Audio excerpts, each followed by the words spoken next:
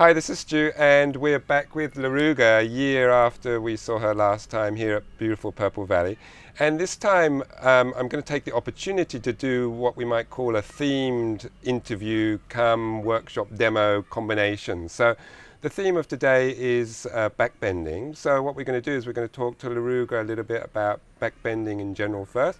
And then she's going to explain to us some of the finer points of the backbends at the beginning of the second series, which is, quite a tough intro into the second series. So welcome, Laruga, again for the second time. It's great to see you again. Yes, likewise. Thank you. And so I wanted to ask you first about your own experience of coming to the practice and what backbends were like for you when you first started doing Dena Kingsberg, or even the first ones we consider sometimes up dog as the first backbend. Up dog was fairly simple for me, I guess, when I first started. But I will tell you, doing backbends such as Dena Kingsberg, I did not enjoy, not in the beginning. So what was it? Was it a psychological restriction or discomfort, or? One reason why I entered into asana practice or started an asana practice was that I had some back issues. Okay. So I had some at a fairly young age. I was a cheerleader. Yeah. And I had a period where I just had such debilitating back pain that I was having trouble walking. Wow. And what age were you then? Ooh, gosh, 19? Yeah. Maybe around 19. So that's not very happy back at 19. Yeah. It's like it was quite it was an interesting time in my life because I was going through other things as well, and it just all culminated to this type of physical manifestation. Yeah. But I was having trouble walking, and I was having a lot of pain in my not yoga practice, but cheerleading practice. Yes. And then I was seeing quite a few trainers, and even saw a doctor, and they didn't really quite know what was going on. Yeah. And because I had discovered yoga before, I had just thought, maybe I should do some yoga, like maybe that will help. So you entered into it thinking it might help with the backbends as one of the components? Yeah. Oh, cool. So that's one reason why I started going more deeper into the asana practice. But what was interesting is when I started to do a few simple asanas, it was the only thing that seemed to release my back. Even though I was applying heat, I was icing it, I was seeing trainers. And because I had a sensitive back, doing backbends such as Dena Kingsberg, I did not enjoy. Yeah. I just found I found that there was a lot of intensity within doing it, and also a lot of discomfort within my own spine. Yes. So, but granted, then I was just just throwing myself into it. Not so much the technique, but just pushing up to it. Right. And so how long did it start to take before things started to change for you? And could you identify something about particular postures that helped you especially? Well, because I was doing the Ashtanga practice, really there wasn't a lot of focus, especially in the beginning, on backbends until the end, right? So when you go through primary series, or even if I was doing half primary, then you do Dena Kingsberg, and it was torture. And sometimes it's only like 3 times, so it's like 3 minutes and done, finished. Right, yeah. Finished, and it was like, I would grin and bear it, or, grit my teeth and kind of get through it. But I think I had 2 things going on. I just felt, on a kind of energetic level, I felt highly uncomfortable. I remember that my breath would be very rapid. I would feel a little anxious when I would do it. And then also there was a bit of physical discomfort. And I don't know which came first. Because I felt anxious, I had physical discomfort, or because of the physical discomfort, I was anxious. I don't Whichever really know. way, yeah. So it's almost cyclic, because one builds and then the other feeds off that as well. Mm-hmm. So did you find that there was a specific thing that you could do that also helped, certain postures that helped you either mentally get ready for those backbends? How did the transition come from you then being comfortable with them? At that time, it was really just the repetition of doing them to find the comfort. Because of just the way the practice is designed. Yes. Where I just started to notice through the repetition and the consistency of practice, I was able to find comfort. And it was almost like seeing an old friend that I maybe didn't like before, and I was starting to like, you Right. know, like because I found more comfort in doing it. And so that's, and I think the time that I just felt my breath calm in it, I knew, oh, okay. Then you were getting used to it, and then Yeah. you could settle. Yeah. Right, there was more of a settling and more of a comfort, and it really was through just doing it, kind of going into the line of fire, and just doing it. So. And so for a lot of people, I still find it quite amazing that people can be like supremely tight, let's say on the back of their body, so the forward foldings are restricted, but then on the front of the body, they can have the most glorious back bends, or vice versa, they can be pretty nice folding forward, but the back bends are a real struggle, and there can be dramatic differences between the sides of the body, can't there? Oh, most definitely. And can you see patterns in people's work behavior or life histories or things that sort of maybe contribute to those sorts of differences between the sides? I've really put you on the spot there, haven't I? Probably not, you're going to say. I don't know if I have the answer for that one. I mean, there is a theme sometimes when you see a student or a practitioner that has a very, very open, bendy back, that sometimes there's a struggle to do more of the extreme forward bending, such as like taking the leg behind the head, or even just a normal forward bend or a Supta Karmasana. Whereas I have come across students who are like super flat, forward bending seems to be super easy, and then when they have to back bend, they really struggle. And then obviously there's variances in between that where people find a balance between both. One thing that's interesting, sometimes there's a theme with people that are super bendy in the back. They tend to be quite like, I don't know, expressive, or sometimes even boundaries. They have trouble with boundaries. Because they're very open, very... Yeah. Now that isn't necessarily true for everyone, but I have noticed a little bit of a consistency on some people that I have met that are just super, super open when they back bend. They can have trouble with boundaries, or they're highly expressive, or maybe outgoing or something in that realm. And sometimes the more bendy, the more flexible the spine is, then you have issues with stability quite often, don't you? Or Most going definitely. into the wrong places in the back bend. And so for you, how would you class your spine in particular? Would you say it is quite pliable in that extension movement? I would say at this point, yes. Right. It wasn't so easy in the beginning. I did go through for some stages where I wasn't, such as like Kapotasana. Like when I first attempted, I was, barely touching my toes. But for some people, that's extreme. I was going to say, I'll go with that one, thanks very much. Yeah, I know some people would be like, because I mean, I was starting the practice at a pretty young age, so there was some pliability to my body. Yeah. But I did go through an evolution in back bends. It wasn't just like I went back and it all was good. Right. I definitely had to work through several steps to enter into that. But I understand for some people just attempting something like a Kapotasana would be highly challenging. Yeah. So. And what do you think is the purpose of back bends? Because we don't actually do that movement in everyday life, do we? We bend forward to pick stuff up. We actually never really go that way to do anything. But they feature highly in many of the yoga sequences. And so what do you feel is their purpose? Oh, there's so many things. One thing is that I find back bends highly valuable in that, gravity is pulling us down. And like you said, we're bending forward a lot. We're sitting in chairs and couches. We're driving cars. And, with gravity too, kind of pulling us down, to open all of this up, I find it's like rewinding the clock a bit, because sometimes when you see people age, it's just like they start to even just their shapes permanently seems to be like this. So I feel like when we expand and open, it's just like we're just rewinding the clock and working against gravity in a way. So I find it highly valuable and very balancing that we do back bends. because of our lifestyle. To try and even things out. It's like almost a counter. I think I'm nicking this line from somebody else, I'm afraid, but it's like a counter posture to life. Most definitely. So I think I agree with you on that.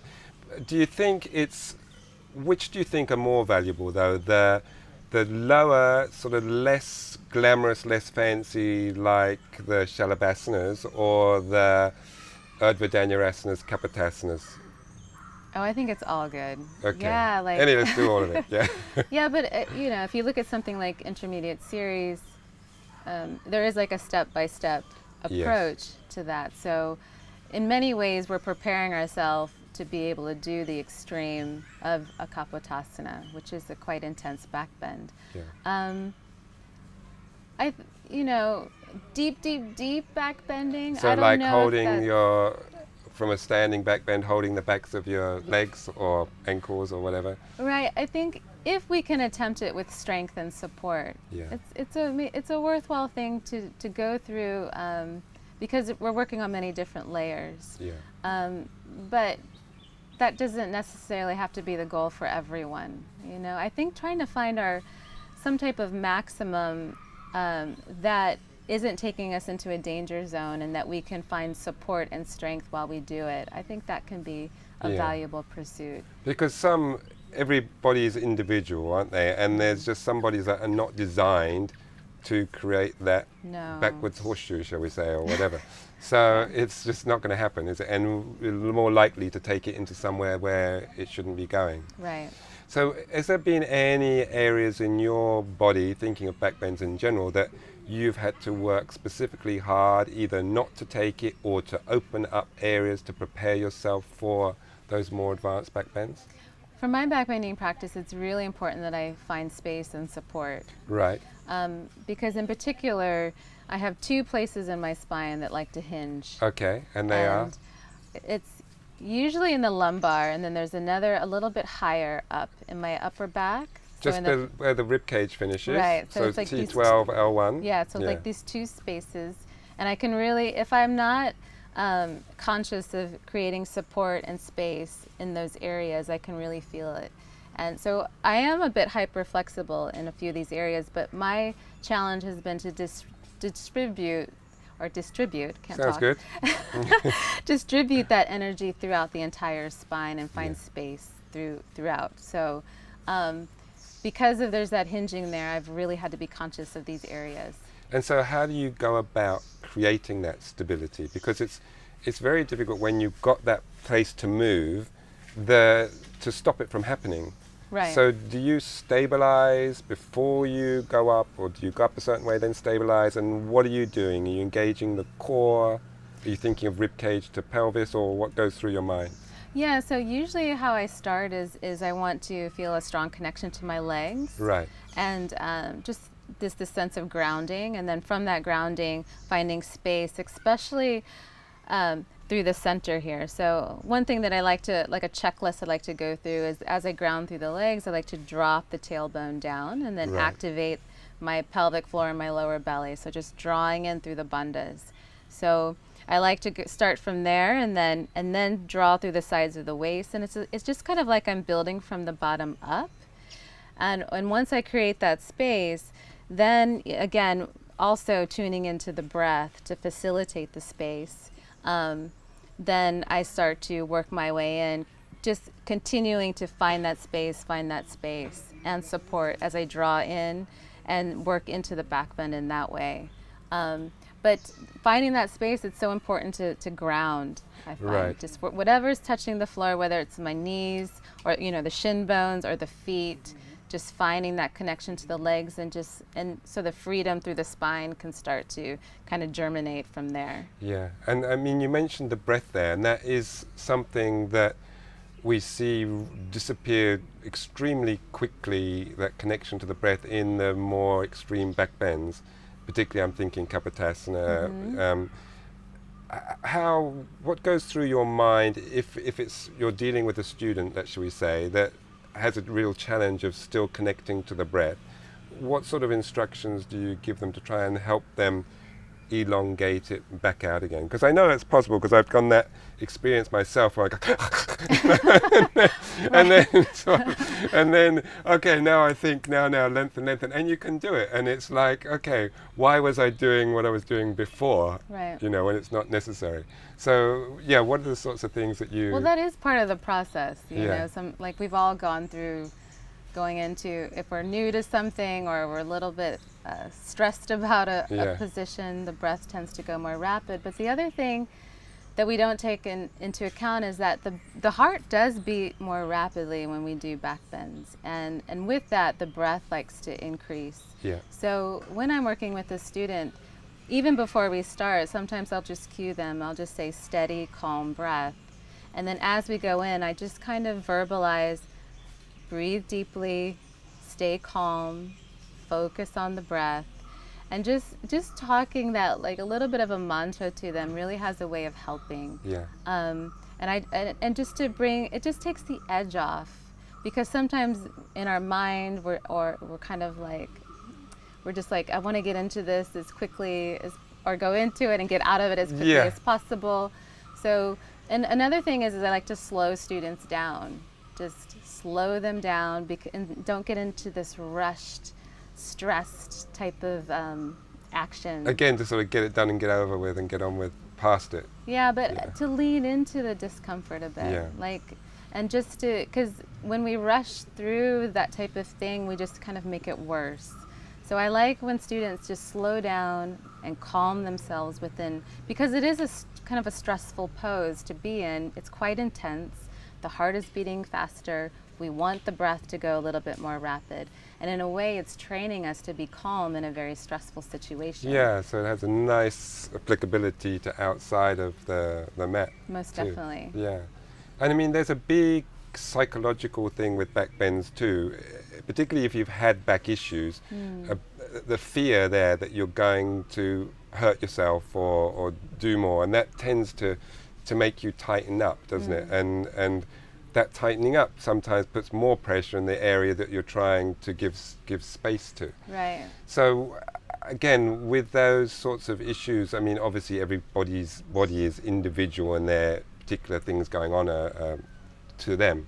But with those people that have fear as their major limitation rather than strength or breath, again, what sort of things have you ever dealt with, that sort of thing in a particular posture, not necessarily back bends, fear in a posture, and how did you sort of cope with that?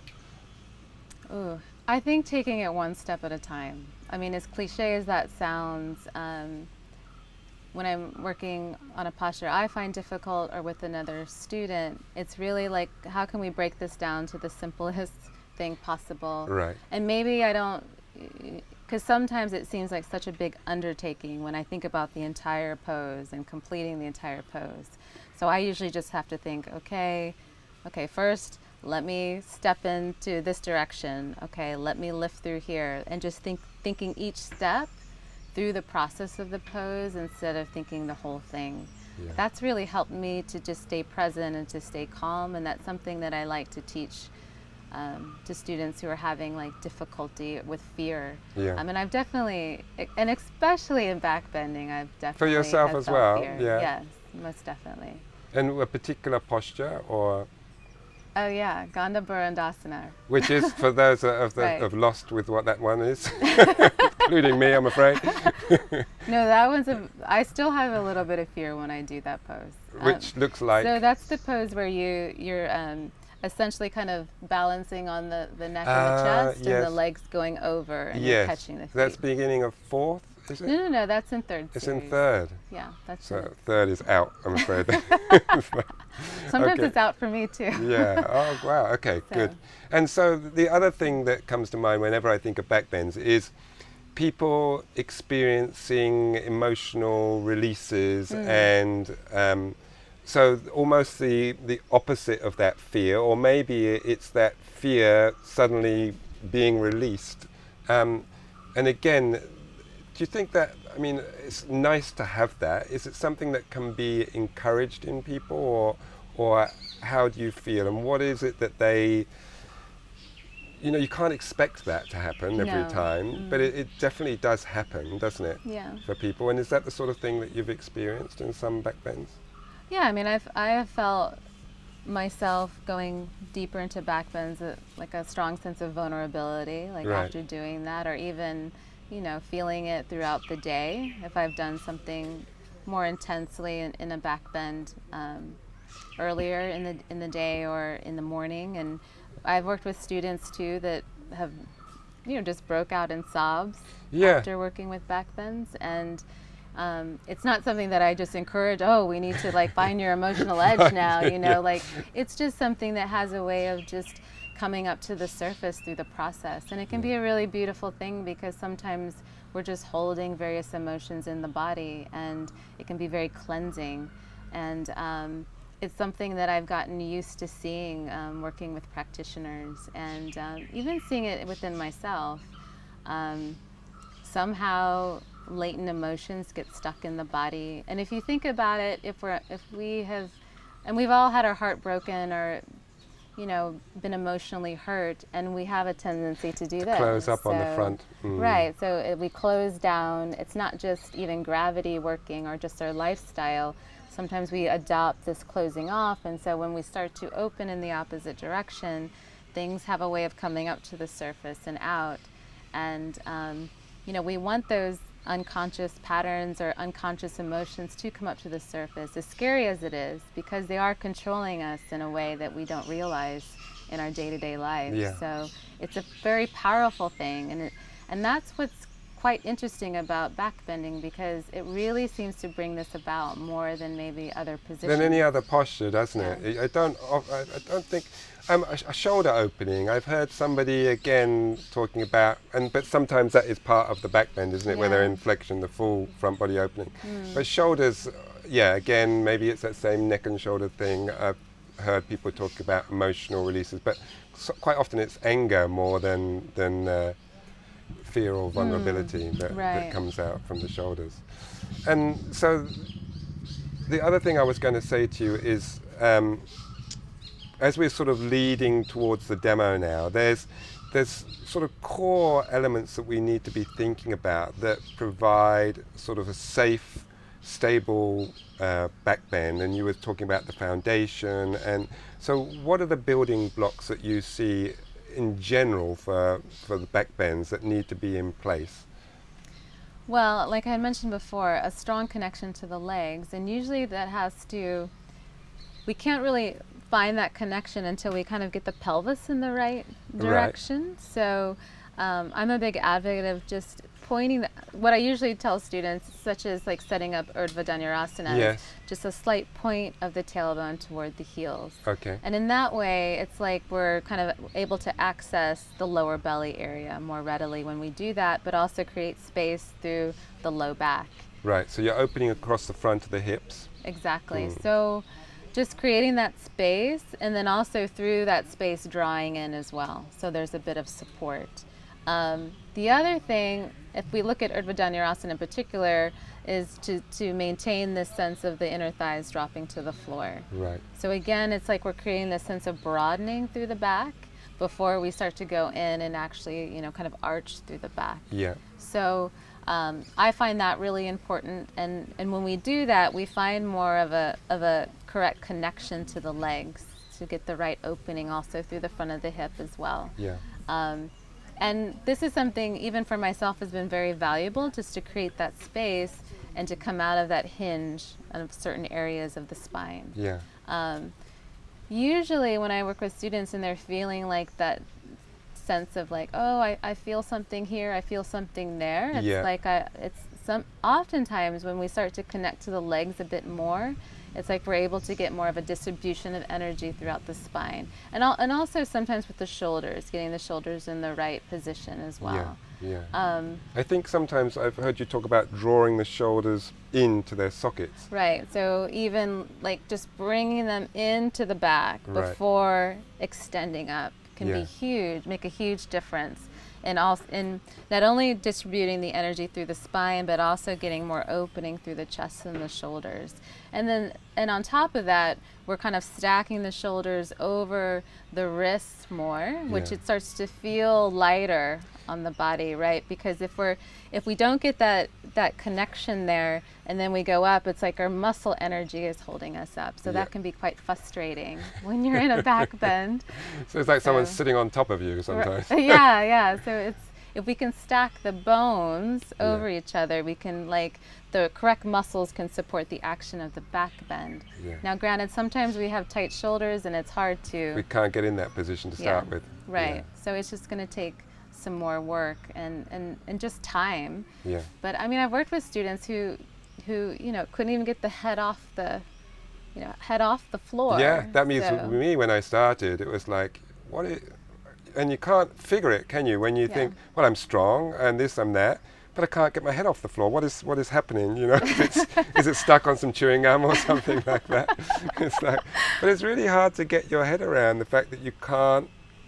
You're thinking, what is stopping me pushing up? But it's like our own restrictions. Yeah, that's something quite common in men. Yeah. Because they have the strength, but it's just the blockage in the shoulders that it's stopping. Yeah, you're fighting yourself, and you just don't win. Whichever way happens, doesn't win.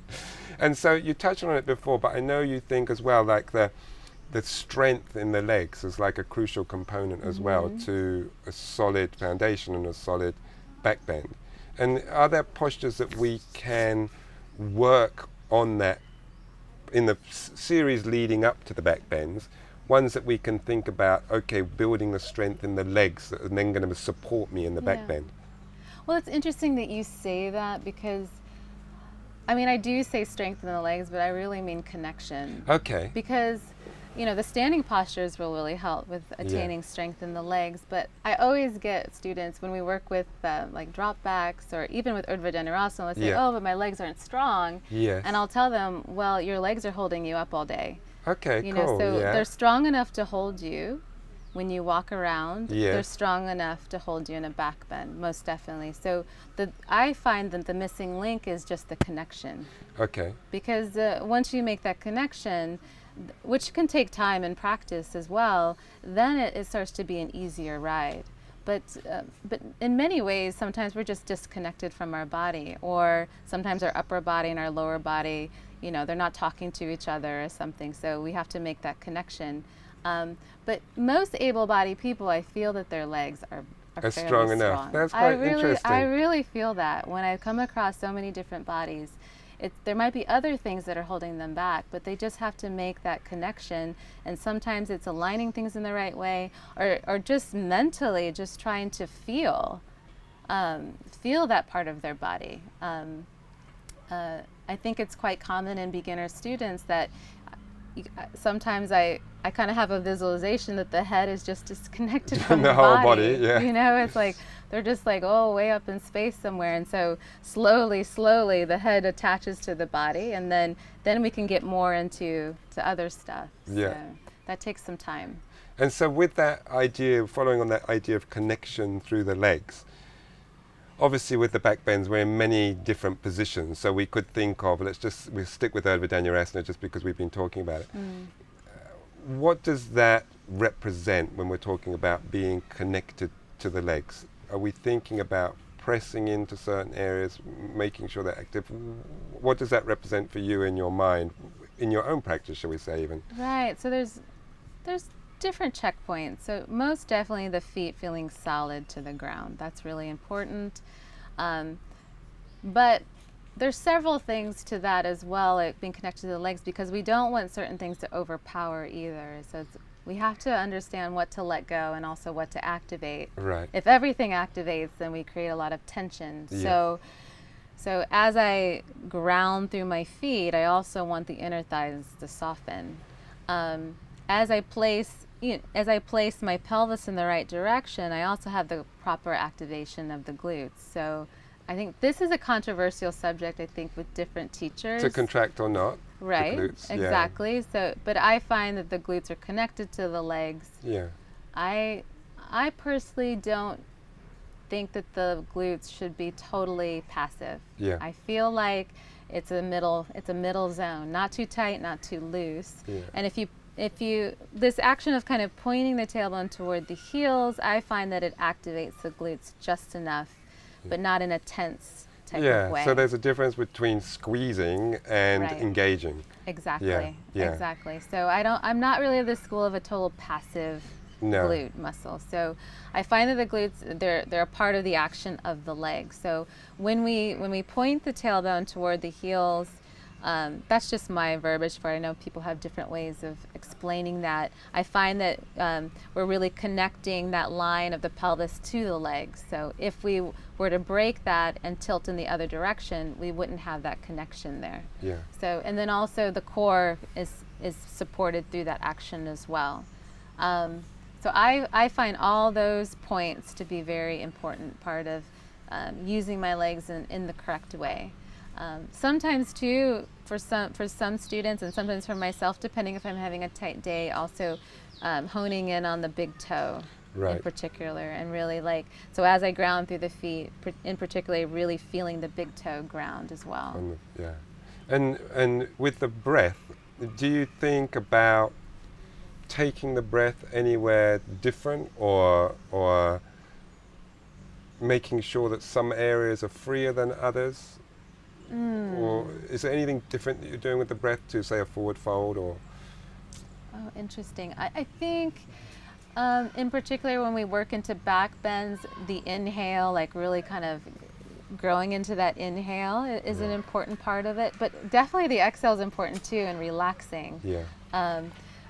But in back bends in particular, I can't say that I'm sending it in any one direction, but I'm just trying to keep it calm and deep as much as possible, because in many ways the lungs are kind of being stretched. Right. It can be hard to access that depth of breath. So that's always the challenge, to deepen and lengthen and calm the breath. Yeah. So that's always been my focus. So. And what are the challenges for you now in your own personal practice relative to back bends coming up? Are there postures that you can see ahead of you that, I mean, we've mentioned one of them already. Are there postures that you can see ahead of you that you're thinking, okay, this is going to require this from me or that from me, and how are you going to work towards it in your own practice? Wow, I mean, I still even find challenges in something like a Kapotasana, Yes. like intermediate. So it's like, because... So what is it in that posture in particular that you would want to change about the way you do it? Because we're all working at different levels, aren't we, and becoming more and more sensitive. So, Yeah. so if you take your Kapotasana as it is now, where are you going with it?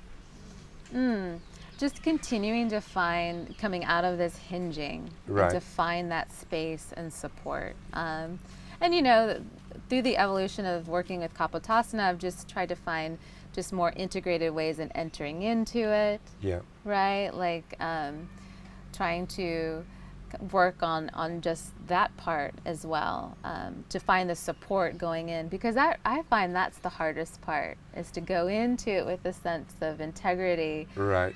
and space and flow and ease, which is not always easy. I'm trying to visualize it at the moment. Yeah. Usually when we get to the end point, whether it's our toes or the heels, or Yeah. I don't know, some people go much further, Yeah. that's when we kind of feel like, oh, okay. Sometimes the struggle is with going into the position. Yeah. But with all the back bends that I work, I'm always trying to continue to find that space and support, that sense of space and support and ease and calm as much as I can, because personally, if I could skip the back bends, like, or if someone Yeah. would say, oh, just do a pose right now, Yeah. it probably wouldn't be a back bend. Oh, that's to be, interesting. To be honest. Yeah.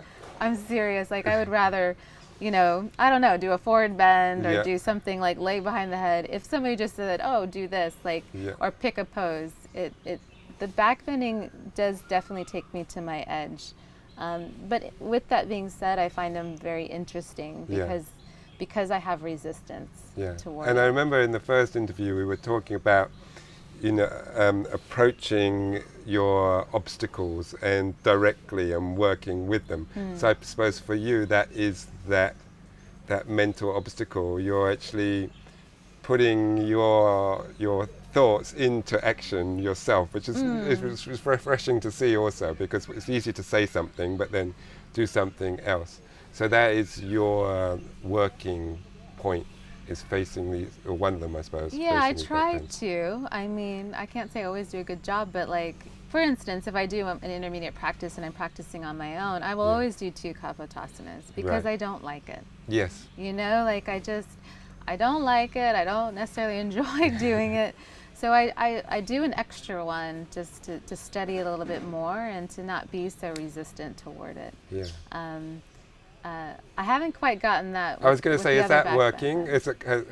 How long have you been doing that with kapotasana? Oh gosh, for quite a while. And is it For quite a few working? Is the years. resistance lowering? Yeah, I think too, I find it fascinating that resistance is there. But previous to doing maybe 2, I would just force myself to hold for an extra breath. Right. But which I still kind of do now. So usually my first one, when I go back and I actually grab the heels, I'll hold for 8 breaths. And then when I press up, I'll hold for maybe maybe another 8, and then I'll come up. Yeah. Or I'll do like a 10 and an 8 breaths here, and then when I do the second one, I'll just do 5 and 5. Yes. But I just find it interesting because, you know, when I go into it, I'm really wanting to get out, so I have to kind of play with myself a bit to still find that sense of calm within that position.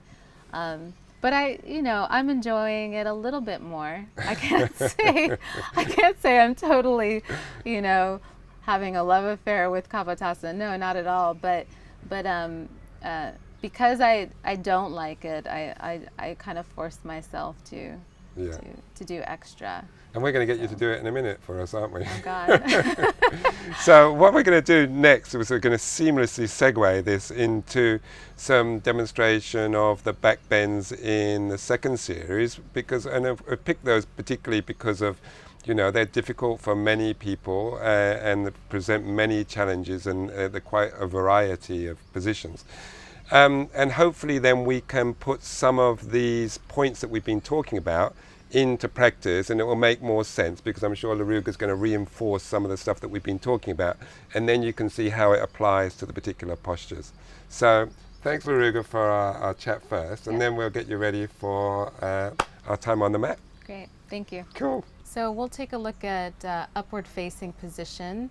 It's the most fundamental back bend that we do in the practice because it's intertwined in all of the vinyasas as well as the sun salutations. And when we look at upward facing position, one thing that's really important is the tone of the legs. So to make sure that the thighs are lifting off the floor. They should actually never touch the floor from the time we do Chaturanga Dandasana up to upward facing position. And the way we find that activation also is going to be from really actively pressing the tops of the feet down into the floor and then riding that activation up through the shin bone and through the thighs. As we bring that activation up through the thighs, we want to sense that the tailbone is dropping down slightly as we feel the lower belly.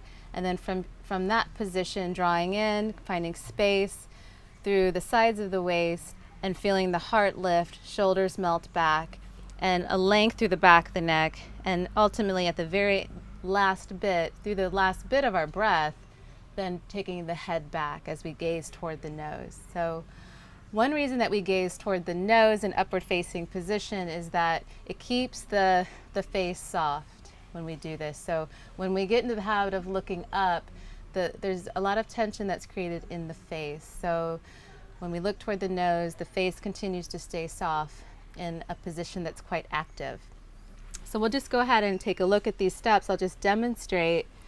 So when I'm in my Chaturanga Dandasana, the legs will be active, and I want to continue that activation as I press through the toes, and then from here I'm pressing the tops of the feet down into the floor, lifting through the thighs, the chest lifting, the shoulders kind of melting back, and then I want to lengthen through the back of my neck as it rests between the shoulders. So what's very common here is that when we make that transition from Chaturanga Dandasana to upward facing, there's a tendency to kind of drive the arms down as we push through and just kind of throw the head back. Instead of thinking, just finding this energy line from the toes, traveling up, going up through the legs, through the core, through the chest, shoulders melting back, back of the neck lengthening, and then the head just settling back. So there should be little congestion here, actually. And that's one reason why it's important to follow the lead of the breath. So I always recommend that in Chaturanga Dandasana that you empty out the lungs. So sometimes we like to make our Chaturanga Dandasana short because we don't want to hold it, but that is just cutting off our opportunity to gain some strength. So it's really important that in Chaturanga Dandasana we empty out the lungs so we have a full inhale to ride through the breath in upward facing position. So we want to think to create more space than just kind of crunching and cranking ourselves back. That's really important. And do you keep that gaze on your nose when you then transition back down and into a downward facing dog? Or does it change? Well, I mean, the eyes want to stay relaxed. I don't know if I just I don't keep it glued to the nose, but it's like I'm finishing the movement to then ultimately work my way to kind of look toward the center, which is toward the navel. Now, granted, sometimes when I'm practicing, looking toward the navel right away isn't accessible, right? Sometimes it's when I've done my 5th sun citation A, but I'm just kind of following the movement in that direction. And for those people that find themselves landing up with their shoulders in front of their wrists when they come to do up dog, yes, how do you suggest that they avoid getting themselves in that situation, and why wouldn't they want to be in that situation? Right. So when you're bringing the shoulders over the wrist too much, it's putting a lot of tension onto the shoulder joint. So one thing that I recommend is to kind of sweep the toes back a bit. Can we see that? So when we're in our Chaturanga Dandasana position, we can kind of push back, sweep the toes back to then have the space to kind of align the shoulders. Nice. Sometimes that's quite helpful for people to kind of, I like to call it like a brush stroke of the toes. So it depends on the proportion. Not everyone will need to do that, but for those that have a tendency to go way forward, that can be quite helpful. And are you thinking of, what are you thinking of your chest relative to your arms when you're in that position when you're coming through? Are you thinking of hand movements or shoulder movements? Yeah, I mean, that's interesting because I've actually, I've gotten a little bit in trouble with the shoulder to think more like doing this type of thing. So instead, I think I really want to actually feel the index finger and the thumb quite a bit here. And then keeping the upper arms kind of close to my torso. And also, so the opening of the shoulder, it's not necessarily me trying to kind of do this, but it's more of a... Like a drawing back. Yeah, a drawing back. But it doesn't have to be too exaggerated either, because there should be broadening through here as well. So it's not like I'm trying to pinch the shoulder blades together, but there's a sense of drawing back, so the chest is quite open. Yeah. And with the head going back, some people would say, just keep the head facing forwards. I mean, I like to take the head up, but as long as they're creating space there in the back of their neck and they're not hinging, then that's quite healthy. Yeah, and I tend to, when we kind of start having neck issues in this position, it's just we're throwing it back. We're not feeling a sense of everything kind of lengthening. And truly, I feel like if you kind of follow the lead of the breath, the head is the very last part of the movement, and usually there should be space there. Might not be true for everyone, but I don't feel that it's a bad thing to let the head lay back. This is another thing that I think is interesting about the nose drishti too, because when you look toward the nose, it has a tendency also to keep a bit of activation through the neck. If we look up, there's more of a tendency to kind of collapse, to have a sense of collapsing. Now I know some people might not like this drishti, but I've done both, and the traditional drishti is the nose, and I have felt through my own experience that there's more of an activation too. So I don't totally crank back all the way. So even though it might look extreme to some. Nice, good. Okay, and from there, we're going into Urdhva Dhanurasana. Yeah, Urdhva Dhanurasana. So Urdhva Dhanurasana is always the position we do at the end of the practice, no matter what sequence that we are working with. And the setup for Urdhva Dhanurasana, I find, is really important. It's easy to want to just fly up into it, but if we set up correctly, there'll be less sense of hinging or discomfort within the spine. So I'll just go through a few steps here. So usually I recommend that the feet are just slightly wider than the hips, just so we have a good base here. And then before I begin, I just want to find a conscious connection to the core of the body. So, and also to get the pelvis in the right position. So a slight pointing of the tailbone toward the heels, but not a flattening of the back. So I would never want to just flatten the small of my back or the low back to the floor. So there should still be a slight curve, but I'm just lengthening out through the low back. As I do so, I want to draw in through the low belly and lift through the pelvic floor. And then I'll go ahead and place the hands above the shoulders with the fingers spread nice and wide. And before I even press up to bring the hip points up toward the sky, I just want to feel a conscious connection of my feet, pressing into the floor. So as I do so, I'm going to begin by just thinking hip points. So this point of my hip going straight upward as the inner thighs drop down toward the floor. As I do this, I want to also feel a sense that the glutes are moving in this direction. So moving in the direction toward the legs as my heart center kind of moves in the direction of my chin.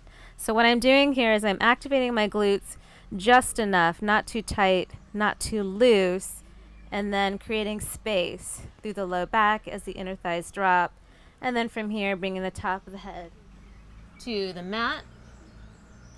From this position, I want to then plug the shoulders on the back, like so. Come further up onto the top of the head, move my heart in the direction of the hand slightly to then lift up. And then I can even step in a bit to align the hands directly under the shoulders. When I'm in the position, I continue to drop the inner thighs down, grounding through the hands and the feet.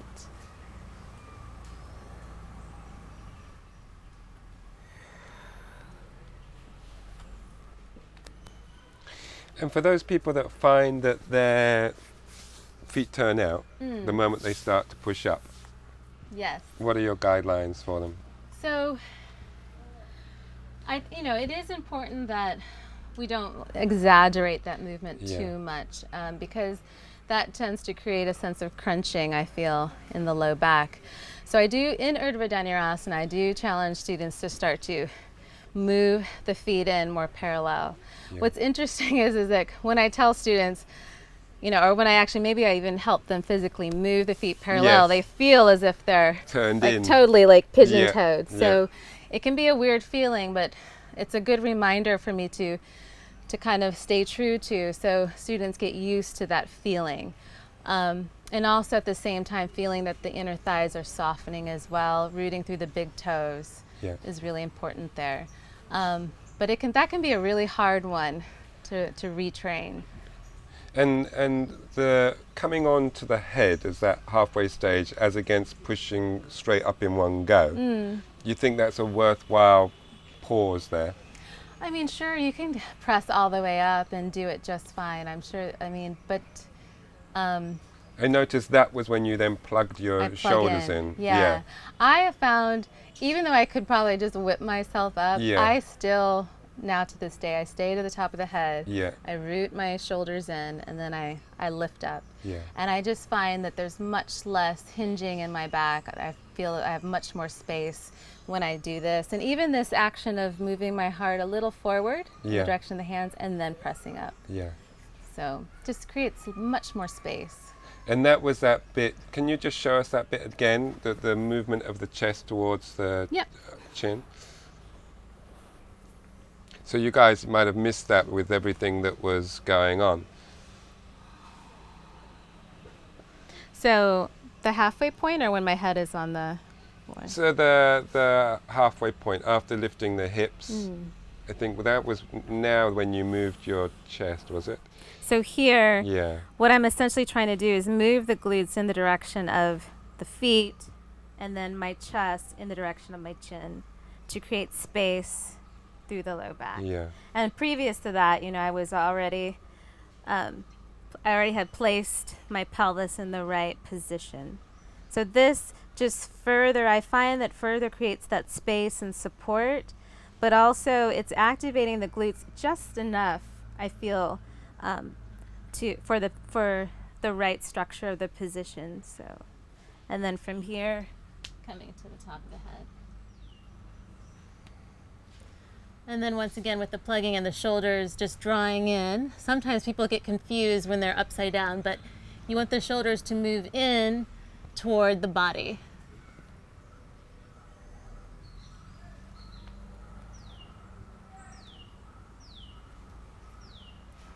So when we plug the shoulders in, there's a sense of the bones stacking. Yeah. And then the actions that are going on in your feet now, what are you reminding yourself of? When I'm here, the inner thighs dropping and really feeling the big toes. Right.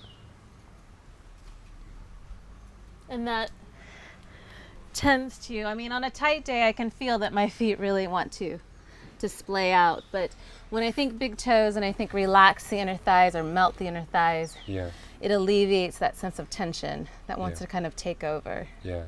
And for those people that when they put their hands back, the elbows go way out, and it's really difficult for them to get their elbows in, what are the cues that you have in mind for them to try and control that? Because it's otherwise it lands up, the hands spin, don't they, as the elbows go out and the...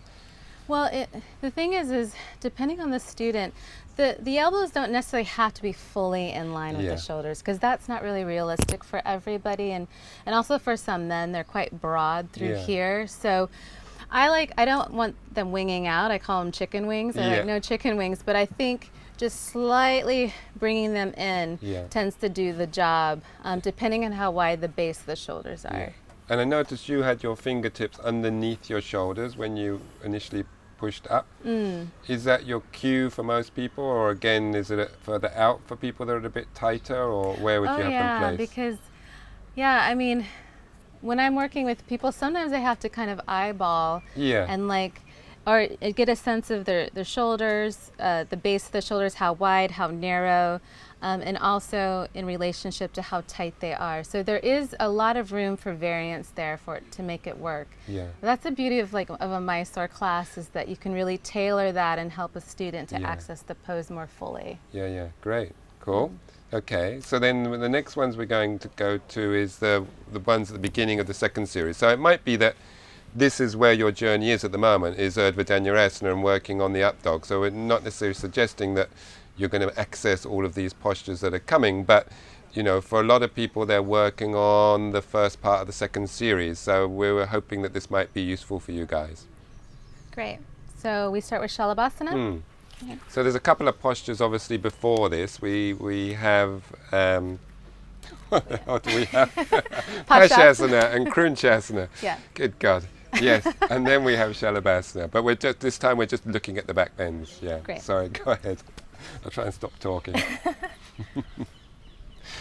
So when we do the next series of back bends, we will do them with the belly facing the floor. So we'll just come forward, lining the shoulders over the hands, and then coming to a Chaturanga Dandasana position, and then bringing the belly directly to the floor. So for Shalabhasana A, we start with both arms extended, tops of the hands pressing into the floor, the chest rising, the feet lifting, the feet together, the head lifting, and the gaze once again toward the nose. So chest and legs lifting upward. Legs energized, toes pointed. So 5 breaths here, and then after 5 breaths, we go straight into B, keeping the chest and the legs elevated. The hands should be roughly, or the wrists under the elbows, and having the upper arms draw in. And this pose is very strengthening for the spinal column, or the muscles that support the spinal column. And then when we release, we actually go straight into an upward facing position. And then downward facing. And the actions of the legs and the feet in Shalabhasana, because I've seen some people and the knees come apart and the feet They kind of sickling in. What are you thinking about when you're doing it? Because your legs look quite nice and straight. Yeah, so the access point is really bringing, I really want the full inside of the foot to come together. Yeah. Especially the inside of the heel. Okay, so that's all the way down that center line. Yeah, so having all of that touch as I point through the foot. Yeah. I mean, granted, some people are a little bit bow-legged, or maybe the so thighs it's not don't touch. Yeah. But the access point will be with insides of the feet coming together. Okay.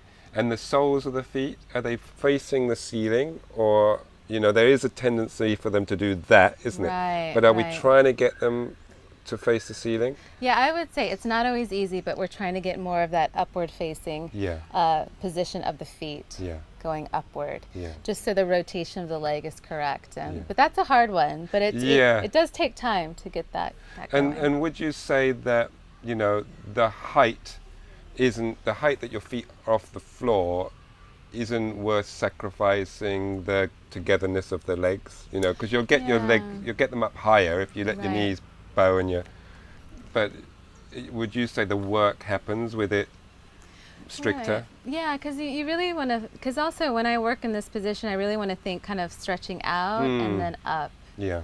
And the access point, or that stopping point, is the inside of the feet touching. So if you're unable to maintain that, then that's kind of your stopping point. Nice. So that's a good hint. If you feel those coming apart, then come back down a bit. Nice. And space is much more important. I mean, I've met highly adept practitioners that for whatever reason, they don't get the legs super, super high. Yeah. And it just seems to be, it's just very different for different bodies. Yeah. So making the shape of the pose in this way, with the feet kind of being guided together and activating the legs is quite enough to strengthen the muscles that run up along the spine, the rector spinae, correct? Indeed. Okay. Excellent. Just making Top sure. marks. I'm a little scared throwing out anatomy terms to you. You could catch me on an off day, and it would just now it'll go straight over my head. So also the actions of the feet, you were talking about that creating length, creating spreading. Yeah. So you're thinking of the feet going anywhere in particular rather than up, and the head maybe the corner of the room, or are you just thinking up? It's again, starting with stretching out and then ultimately going up. Yeah. As you, not every teacher would agree with this. I really lift the head, and I like to extend fully through the top of my head and through the top to the tips of my toes. Nice. That's where I feel like I'm fully expressing the pose. I know some might not agree with that, but as long as I'm not, totally hinging through the neck, I feel like I'm fine to go with that. So this sense of space first, and then we are trying to lift upward. That's how we access the muscles here to help strengthen that part, which is really important to do, to have that in place for when we do deeper back bends, so we have the strength there. So. And I mean, you mentioned about where the hands go in the B position. How much are we using the hands? So they're there, but we're not using them to lever ourselves off the floor much, are we? No, not at all. So it just, there's a firm connection of the hands and the floor, but no pressing to lift at all. It's just kind of like a little bit of a rooting force, that's all. Yeah, cool. Perfect. Okay, we guys ready for the next one? Yeah. So next is Bakasana. So this is a fairly extreme pose. So when we access this pose, what I find the most challenging when students are first introduced to it is the grip. Right, so actually gripping the feet is the most challenging part. So we'll kind of take a look at that as we proceed forward. So starting in our downward facing position, and then coming into Chaturanga Dandasana and back to the belly to the floor. So And sorry, can I just stop you there? Because Yeah. I saw you do what I do, which is to lift the chest before you start. Oh, yeah. Did you do that subconsciously, or is that always a starting point? No, it's not necessary. It's something that I've kind of adopted Right. because I like to just bring my shoulders on the back Yeah. and have that kind of present instead of this kind of happening. Yeah, So yeah. it's something I kind of interweave into the movement there. But I would recommend that students do it though, if they have a tendency to roll forward with the shoulders. Sorry, continue. Yeah, so from here, we're reaching back, and so the grip, like I said before, tends to be the challenging part when this is new for students. So you want to start by reaching for the inside arch of the foot. And so as I bring the feet down, I'm then rotating the fingertips outward to then come forward. So the heel of my hand is really pressing the foot down. I keep my fingers open so I can make that rotation. Then when I have finished the rotation, then I close the fingers. I press the base of my hand into the heel of the hand into the base of the toes to then press down, and then chest lifting. That's a tough one to talk in. Yeah, I was going to keep you there and keep you talking just as a tester. I was like, wow. So one thing that's been very helpful for me is that it's going to be kind of hard to demonstrate, but the base of the toe right here, what I do is I bring the heel of the hand into the base of the toe. Right. And I actually press my toes into the base of the hand like this. And what that does, it has a way of locking the ankle joint. Okay. So I lock the ankle joint and I have much more leverage to push down. Because what is very common is when the ankle joint is loose, sometimes when practitioners are pushing the feet down, it's like there's a sickling and they feel like they can't get that traction. Yeah. So I point the toe, pull the toes back. The heel of the hand presses in the base of the toes stay back, and I have the ankle joint does not move Nice. as I press down. And because if you're pressing too much onto the toes themselves, then that's really not nice, is it? It feels really uncomfortable. Right, and then also if the toes are kind of rolling forward, you just don't have a grip. Yeah.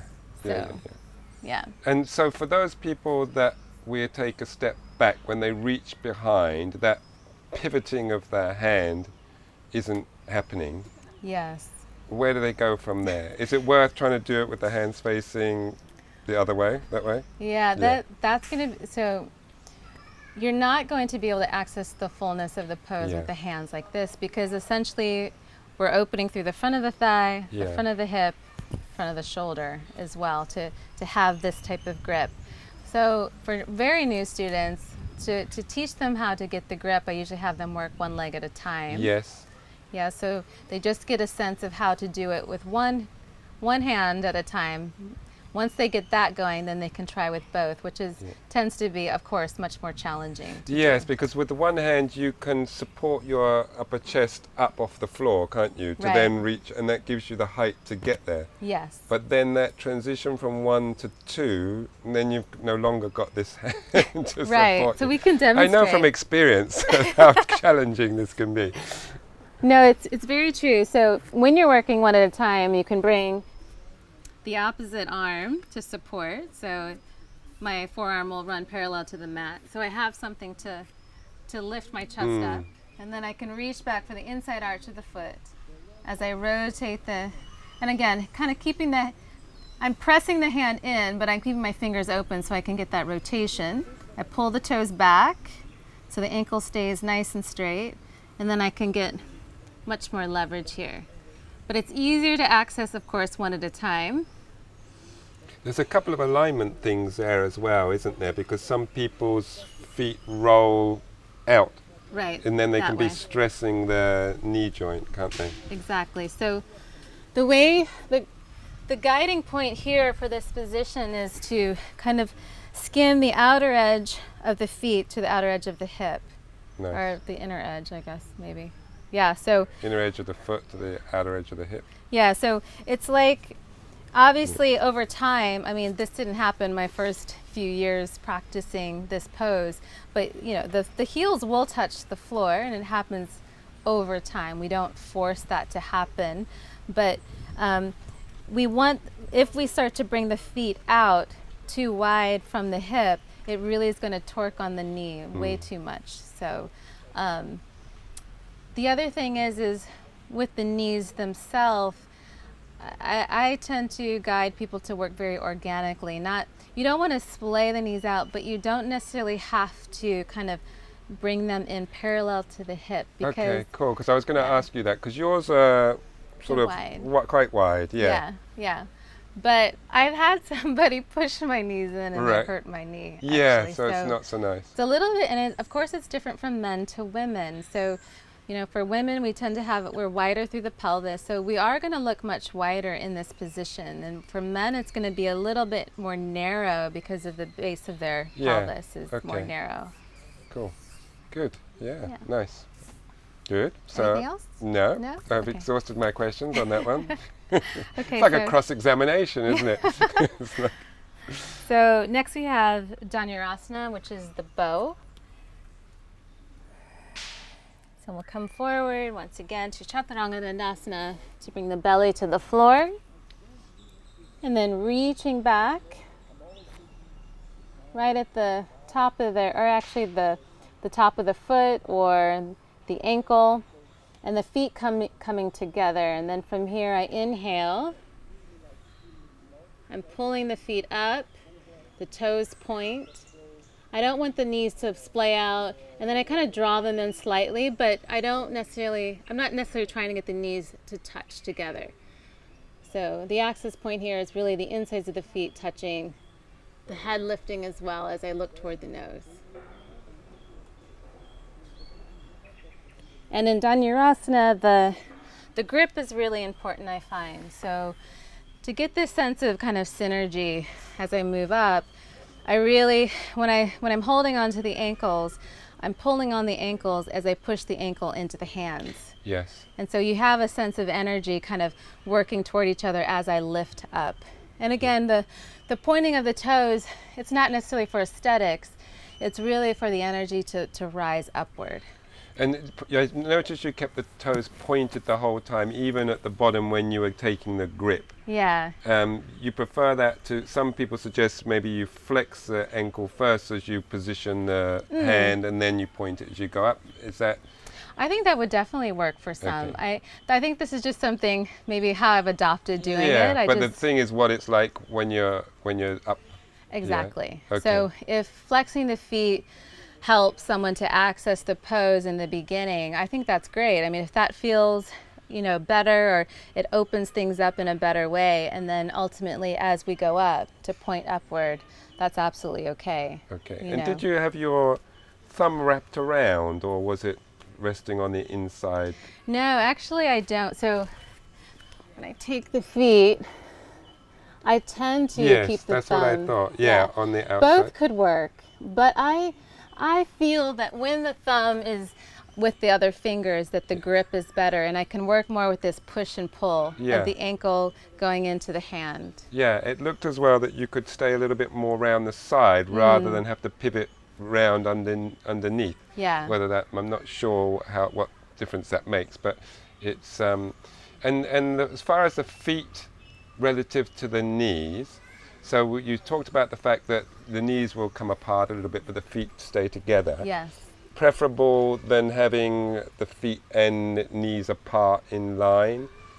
Yeah, so this is the way we do it in Ashtanga. Yeah. I mean, I know in other methods it might be the feet apart, or even suggesting that the knees come more together.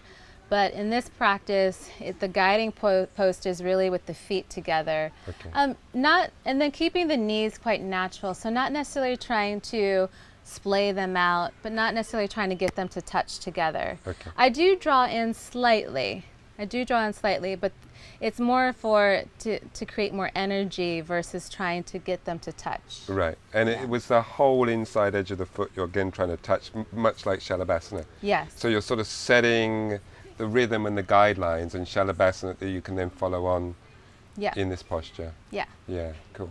And then from here, then the next one, we then roll over, don't we? Which also presents some challenges.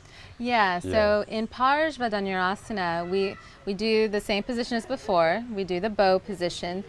We will lift up for one breath, and then we'll go to rest on the right side. 5 breaths there, and then lifting up in the center, resting on the left side, 5 breaths there, to come back to the center and hold for 5 breaths. So this is highly strengthening. It's great for the endurance too, because not only with flexibility too, but like there's a sense of endurance to kind of go through all of that and stay steady in your breath. And the purpose of the ones lying on the side as against the one in the air, does it allow us to access things differently, or? Well, it's not a resting pose. So you don't just collapse and go, oh, thank God. And I'll demonstrate. So sometimes practitioners adopt, I'm just going to rest here for 5 breaths. Yes. No. So you want to continue to string your bow, okay, and to stretch out. Yeah. And really, with the transitioning, there's a lot of strength involved. It's like it's a bit of agility too, to kind of come up, take a breath, and go to the other side. But the key thing when we're moving is the feet should not come apart. Okay. The feet should stay together, which can be quite challenging in the beginning when practitioners attempt this pose. Yeah. And what are you thinking about that these guys can watch as far as the transition? Because it's that transition from up to the rolling over to the side that a lot of people have the trouble with. So what should we be watching in you to be looking that you're actually doing as you're going over? It's really important that the grip is strong. So I have a Okay. strong connection to my grip to help facilitate the movement, and of course the breath. Okay. So really using the breath to inhale and then exhale going into the turn. Yeah. And Yeah. are you trying to keep both your knees off the floor as you roll? Yes. Okay. Yeah. Because that's something else that happens. One knee comes down and then it's like trying to roll a hippopotamus sometimes, yeah, rather than a wheel. So yeah, let's go ahead and demonstrate the pose. So once again, we're coming on to rest on the belly. And then reaching back. Inhale, lifting up. And then exhale, coming to the side. So when I'm on the side, or I want to continue to stretch my bow here. The other thing is I want to feel as if my head is an extension of the spine as I gaze toward the nose. So sometimes people look up or they rest the head down, and it's no longer an extension of the spine. So I'm continuing to do a Dhanurasana just as if I were to do it in the center.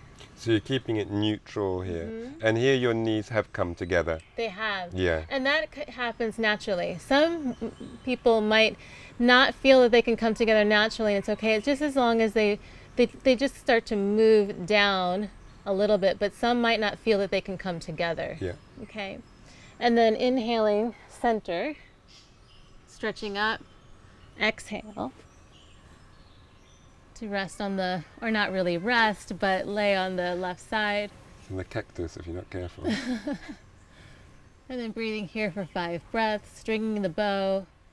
And then to come up, inhale, lifting up, 5 breaths. And this is where things get really challenging when you have to hold here for 5 breaths. It demands quite a bit of strength. And then releasing to inhale, go straight into upward facing. And it looks so easy to see you roll from one side and roll back again. But for many people, they're up. And then when it comes to rolling, it's like, Right. you know, it's like they're stuck on the floor. So are you thinking of pulling on one leg more than the other, or how are you getting that roll initiated? You know, really, it's not trying to move or pull on one leg or another. I just try to think working in one unit as much Okay. as possible. A strong bind. I mean, the reason why it looks easy is just, years of practice. Yes. Like, It's always that and little sometimes caveat. I have to kind of go into rewind. Yeah, like it's like, okay, what am I actually doing? But I really try to think, use the breath to kind of facilitate the movement, and also don't cut off this upward rise. So get that going. Yes. So a nice lift, and then with that lift, just feeling that sense that you're just kind of, in a way, throwing your body to the side with control, Yes. not just flailing over. but the grip and also engaging the legs, so nothing is flopping around. So you're trying to maintain that same shape as much as possible as your weight shifts and you exactly go over. Which was very helpful, because sometimes when we're trying to move to the side, we loosen something up, or we're trying to sometimes I see the upper body move and the legs are staying where they are, so they've almost like done a twist. Yeah. But so it's that integration with the whole, isn't it, that allows it all to go over. Yeah, most definitely. Okay, cool. All right. So then we're on to our kneeling postures, aren't we? Yeah. So first is Ustrasana. Okay, so for Ustrasana, we will jump forward into a kneeling position. We want the knees about hip width apart. Exhale, the hands coming to the waist.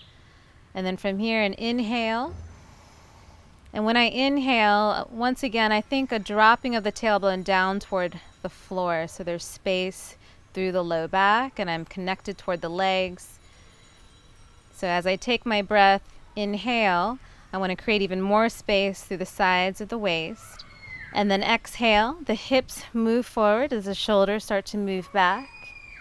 I let the arms relax to reach for the heels.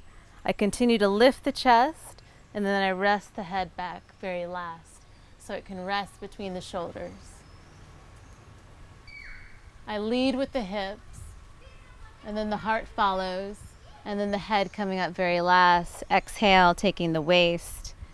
And then from here, we bring the hands down to then lift up, and then exhale, jump back. Nice, yes. That lift might not happen, by the way, just in case you're wondering how to do that one. So is there an action between the hands and the feet? You've got your hands on your feet. Mm-hmm. What's going on? Is there anything going on in particular with that? So when I reach back for the heels. Yeah, once they're on the heels. Well, once I reach for the heels, I do have something to kind of push against. Yes. So it's a little bit of with the hips kind of moving forward, the hands, once they reach the heels, I can even find more space to lift through the heart as well. Cool. And I notice with some people as well that their little toe tends to be lifted. Their shins are rolling up that way. Mm-hmm. How can they ground those feet better? Yeah, so that, I mean, even for myself, I have to really kind of stay true to that as much as I can, because there's always this tendency of this kind of rolling in. Yeah. And so usually how I guide practitioners, or even myself for this, is to think pinky toes. Pinky toes to the floor. Yeah. Yeah. Rooting that down. So the full top of the foot pressing down, but in particular thinking of the pinky toe just to avoid this sense of like kind of sickling in or rolling in. Yeah. And for those students that haven't quite got the opening yet at the front of the hip or in the upper back, and maybe they're on their toes tucked under, or on their fingertips, or what is the relationship between where the pelvis is and where their hands are? So what I'm getting at is, would it be better for their pelvis to come back behind their knees, but have their heels of their hands down, or to keep their pelvis where it is, but be on their fingertips? Do you have a preference for working? I mean, it really depends on what the student has worked on before. I think that's why like a solid Urdhva Dhanurasana and even working on drop backs is so important. Right. To be able to access some of the deeper back bends. I mean, granted, many people can access this pose if they don't do a drop back. I understand that, but there should be some things present before kind of moving on to this point. Yeah. But I would say that the student should make the best attempt to get the hips moving forward. I mean, it might not be as exaggerated as others, but just to do their best to, because it's really kind of like a mini drop back, I find. That same action of the hips moving forward as the shoulders kind of melt backwards. When it comes to gritting the feet, if there's a challenge with that, something will shift. I mean, so we do want to grab onto the feet. Maybe it won't be a full grabbing out of the heels. Maybe it's a little bit on the fingertips. Yeah. But then, if the hips need to shift, I think it will happen kind of naturally. And then sometimes once we grab the feet or the heels or getting whatever we can get, then we can then start to move the hips forward more. As well, because we have a sense of kind of rooting to something or anchoring ourselves to something. And as far as the distance between the knees, because again there can be a tendency to let them come apart a little bit. Of course. I mean, it can be very restrictive to keep them like very, very close, can't they? Do you, again, is that a sort of organic thing for you?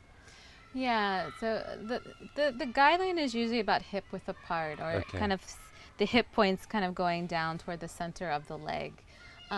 But I really think we have to leave room for some organic movement in the practice. If we start to get the ruler out, the fun is kind of taken out of the practice. And the thing about it is we have to allow a sense of organic action in our poses, as well as taking a look at alignment too. I think there needs to be a marriage of both. Yeah. And I think that's really important. So just maybe be conscious if they're like really splaying. Yeah, and that's not going to be so comfortable for the back. Yeah, you're escaping out of something. Exactly. And and aligning like the hip points kind of going directly straight down, then we have that, like you were saying, not bypassing this opening of the front of the hip, which can be very tough, right? That we are a place that we like to bypass. Yes, so here we are, we're working at those bits we need. Yeah. And I saw your hands, were they like, they were laying down your foot as against maybe curling around the heel. Yeah. So sort of laying down the foot, isn't it? Yeah, maybe that's a little bit of style points. I don't know. So we'll give you 10 out of 10 for style. But I mean, I like to just keep it a bit relaxed. Yeah. You know, but when we're gripping for dear life, I mean, there's just too much tension there. Tension going on. So I like to just, I'm consciously connected there, but I just like to keep the palm open. Yeah. So it's a bit more relaxed. Yeah. And that transition we saw gracefully out of that posture, that's tremendously tough, isn't it? Even though it looked quite easy. Yeah, it wasn't, the first time I attempted it wasn't easy at all for me either. So I know some practitioners are taught to kind of lift themselves up quite high. So like a hop up in almost a handstand and then back? Yeah. Which that can be, that can be an interesting thing to play around with, and it kind of looks a little bit fancier when you do that. And it's something that I've done too before. Right. But really, traditionally, what we're trying to do is just to press ourselves off the floor, which demands quite a bit of like this lower belly strength and upper body strength. So I find that if students can easily kind of do this more dynamic lift, then they should try to challenge themselves to press themselves off the floor. And did I see you, can we see this in I was going to say slow motion, but maybe that might not be so easy, but did I see you sit down on your heels first before you did the lift? No. Okay. So I actually did not. Let's see where you place your hands. But it starts to come pretty close. We bring the hands forward from the knees here, and then to facilitate the action, I really pour the energy or the weight into the hands, like pressing the hands down into the floor as I begin to draw the knees into the chest, like so. So, and then I, of course, have to lean the shoulders in the direction of the fingertips to get a little bit of leverage here. And then from here,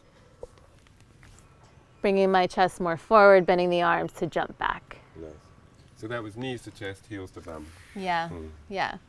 So that sense of, and there's a lot of work with that, just getting that to draw in. And for practitioners that want to start to access this, I would just work on that first part. Just the drawing up of the knees, and maybe the feet stay on the floor? Yeah. Okay. That's one way to get it going, and then working a little bit deeper to get the feet up, and then over a while seeing if you can hold. Yeah. And then working forward from there. Nice, cool. Okay, so we're getting short on film and memory and everything else, so we'll scurry along without me talking too much. Good, so we're going to look at the next posture, which is Laruga Glaser. So once again, jumping forward to kneeling. To exhale, bring the hands to the waist, and then inhale, creating space as I slightly drop the tailbone down toward the floor. And then exhale, hips moving forward as I reach back for the ankles to to lower myself down slowly. Top of the head touching the floor, gazing toward the nose, breathing here for 5 breaths. And then after 5 breaths, inhale coming up. And exhale, bringing the hands to the waist. And the same exit here, drawing the knees in to jump back.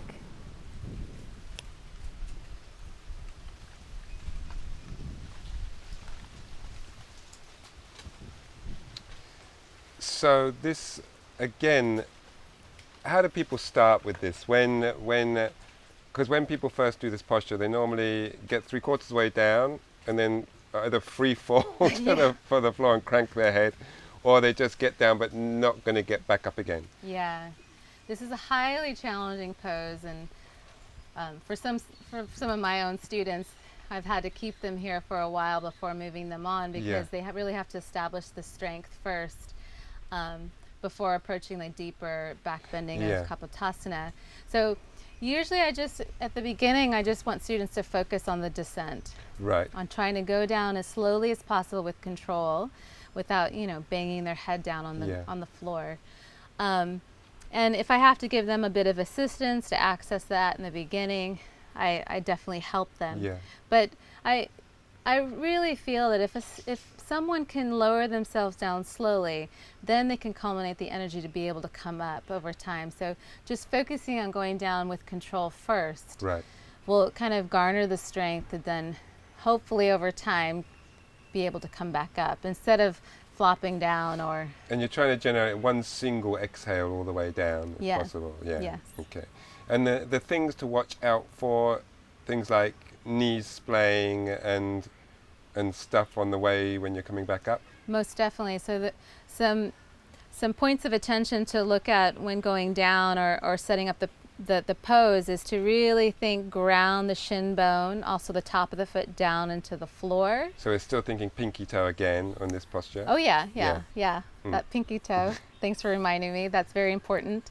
So there's no rolling in of the shin bone. And the other thing too is really important is the grip. So you don't want to just only just grab the ankle, but you also want to push the hand into the ankle as well, to get a bit of traction, some leverage to be able to get the energy to come back up, or the leverage to come back up. Yeah, and in this particular version of it, you're not holding up here on the calf or up by the knee, are you? It's down by the ankle, which makes a much flatter back bend, and it's actually a lot harder on the thighs to bring you back up. So when you're taking the ankles, it demands much more strength, right? So it's funny because when I was first taught this pose, I was taught to go further up. Yes. But later I was taught no, it's the ankles, and I actually kind of struggled with that at first. It felt much more demanding. So it's really important to kind of really charge the arms as you press the hands into the ankle as you grab the ankles, and to also find a little bit of opening by kind of moving the shoulders back, letting the chest to come through. But this is not a flexibility position at all. It's really about the strength. And oftentimes when I give this pose to students, they really start to feel sore through the fronts of their thighs. After their, the first few attempts. The next day they're kind of complaining of soreness through here, which isn't a bad thing. It's just waking up this part of the leg. So. Great. Okay, so after here we have the big demon that stops many people in their tracks for quite a few years, doesn't it? Right. So this would be Kapotasana. Yeah. So. And really, all these positions that we do before are pretty much preparing us for this pose. Because in Kapotasana, obviously it demands a high level of flexibility and openness in the spine and the shoulders through the front of the hip, but also strength. And that really the strength comes in through the support of the opening, but also in going into the position. So we need a fair amount of strength to guide ourselves into the pose. The other thing is a sense of endurance too, because sometimes when we're entering into the pose, sometimes when I'm helping people, or even through my own experience when I first started to attempt it, I just ran out of gas. Right. Like I just felt like, oh, just leave me here, you know? Like Yeah. I don't think I can do anymore. So all of these things are kind of working together. Okay? Good. So once again, jumping forward to a kneeling position. And then exhale, bringing the hands to the waist. And then inhale. Once again, I drop the tailbone down toward the floor to create space through the sides of the waist as I pull in through the lower belly. And then exhale, guiding the hips forward as I start to work my way back.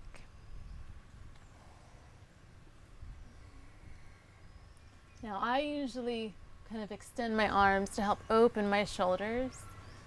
So this might not work for everyone, but it's something that's quite helpful for me. And then I kind of hang here so I can see my feet. So when I can see my feet, it's easier to grab them. Then walking up toward the heels, I stay lifted as I grab the heels, and then I lower myself down slowly.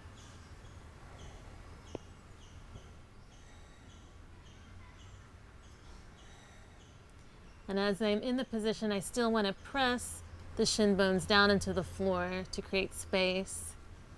After 5 breaths, then releasing the grip to then come into B, pressing the hands into the floor, hips forward, arms straight. 5 breaths here, and then coming up. Inhale, and then exhale. Hands to the waist. And then same exit, bringing the knees into the chest, jumping back.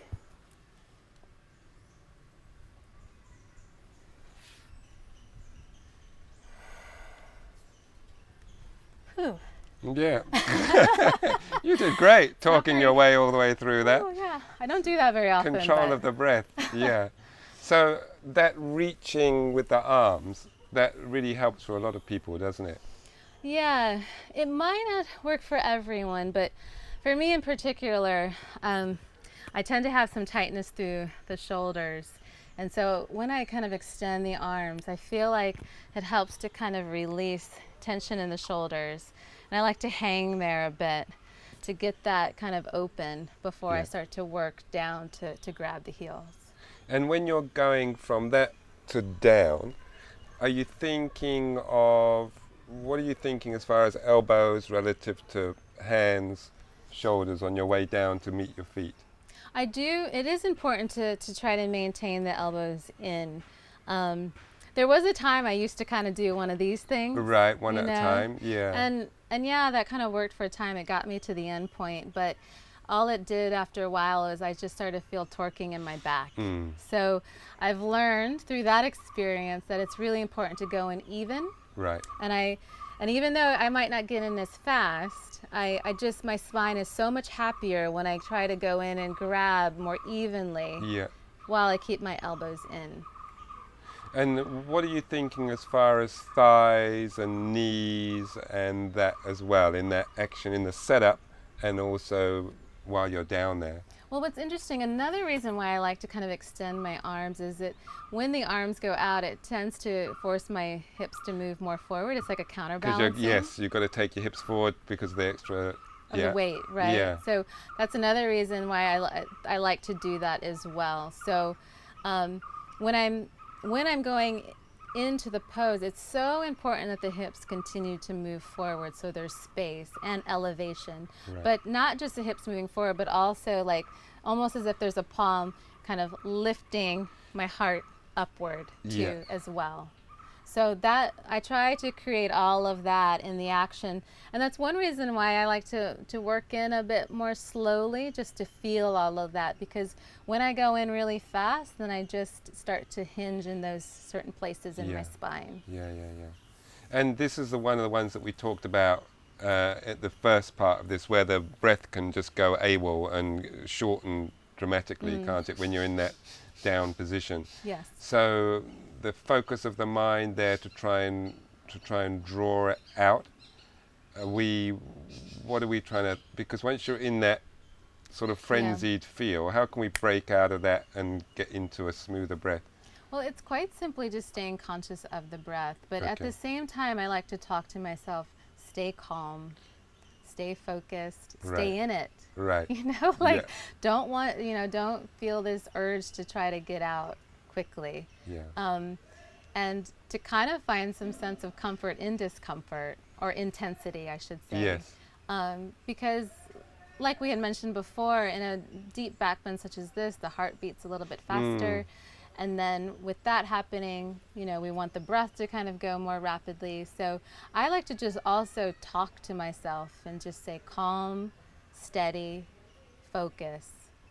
That's really helped me quite a bit. And again, it's kind of teaching us to stay calm in a very intense situation, or sometimes an uncomfortable situation. But the other thing that I have found too is that the mind exacerbates that sense of discomfort. Our mind makes things much worse than it really is. Yeah. So when we can stay calm, we can kind of enjoy it a little bit. You're learning now to enjoy it. Yeah. So I find all those edges, working with those edges, very interesting. And you know, you were mentioned before that there is a progression in these postures. So we're not by any means suggesting you just jump in and start doing Kapotasana. And how important it is to build the strength and the integration of the body and the spine before you attempt some of these postures. I mean, hopefully also with a teacher. Yes, most definitely. And it's really set up quite intelligently. I really enjoy this sequence of backbends, and there really should be no rush. I mean, we should find a sense of depth in each pose prior to the next. This is great. I mean, thanks so much for spending this time with us to do this, and I think it'll be like really useful for a lot of people because it's part of the sequence which can be a major struggle. So yeah, thanks so much, Laruga, and see you again very soon, I hope. Yeah, thank you. Thanks so much.